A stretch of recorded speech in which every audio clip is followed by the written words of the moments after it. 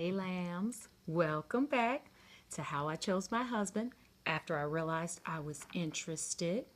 So we're going to go ahead. We already did one and two. You know what?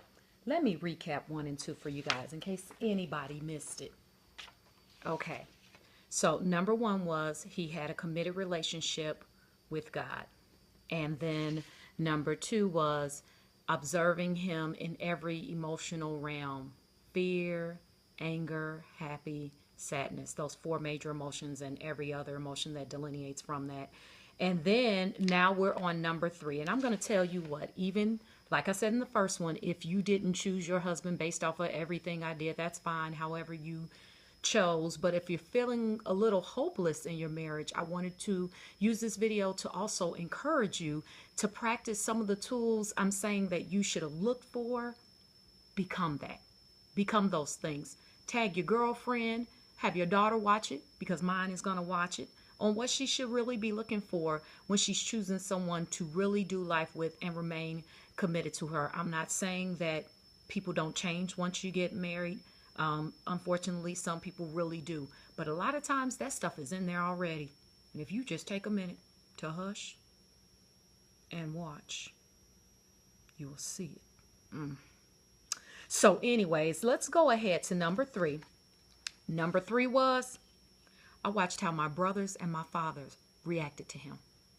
And even if you don't have brothers, or maybe your father is not around, there is some male around. Okay, he may be your cousin, your uncle, a good friend of the family. Okay, let me tell you something about men. Men know men. Let that joker come around your man, another man in your life that loves you, like, family. He'd be like, that cat ain't about nothing. Men know men. All right, so you want to really use another man to get their, because your girlfriend be like, girl, he cute, girl, look at, girl, focusing on all the wrong things, because that ain't gonna keep no marriage. Okay, tell you that right now.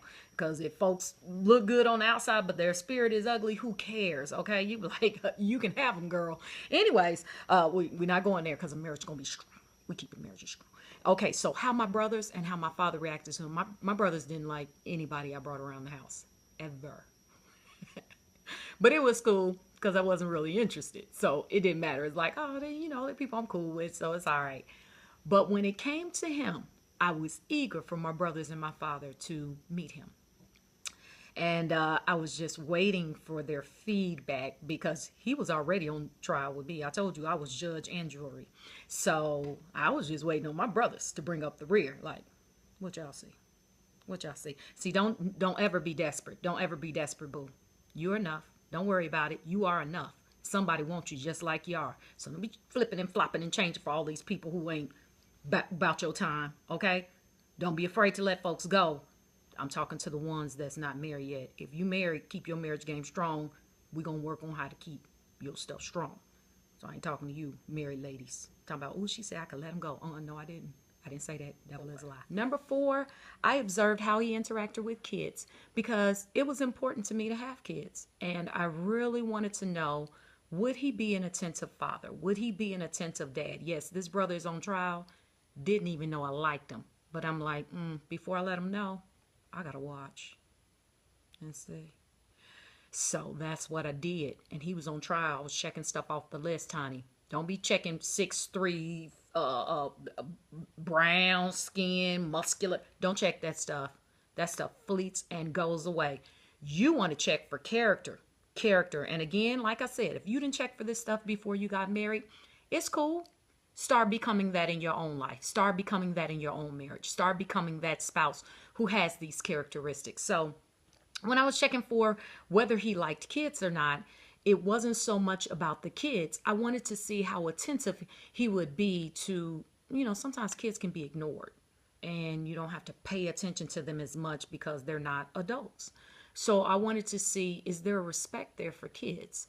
And how does he treat kids? Is he comfortable with other people's kids? Because, anybody can be comfortable with their own children. But when you're comfortable with other people's kids, that takes it a step further. It says something about your likability because kids don't like everybody and they will tell you to your face. I love kids. But I kind of use that as a red flag. If kids don't really care for you, they probably right. Okay? When my kids were little, certain people they wouldn't go to, they'd go like this. And I'd be like, you look at too. Because kids sense it. So to see whether kids enjoy being with him, hanging out with him, being around him, was he likable? Was he invitable? All those things told me about the inside of him. Now, again, he did not know I liked him. So, was no need to impress me, or he didn't even know what I was checking off my list. Because, girl, that list was long. And I was like, he's got a lot more to go. Judge and jury. I went playing with him. Gavel. All right. So, my next one, number 5, was, and I'm going to say this to you, especially for married couples. Know your love language. If you've never heard of it, I'm going to include a link so you can go watch YouTube and kind of read up on your love language. You may have heard of love languages, but there are 5 of them. And the 5 out of the 5 love languages, you need to know which one is yours. Mine is acts of service. You know, another one is physical touch, words of affirmation. That's just 3 of them. But know your love language, because even while we were still in this friend state, I was trying to see, does he serve?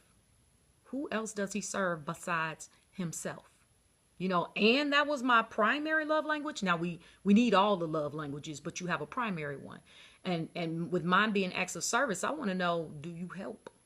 How much do you help? Because I told y'all I got a lot to do. I got plans. I need people gonna help me. At least I know that about myself. Need folks gonna help me. I'm like, is he gonna help? You know, and I want kids. You got to help, because you know kids are a lot. Ooh, Jesus, it's a whole nother subject. We're gonna talk about kids and parenting. Don't y'all?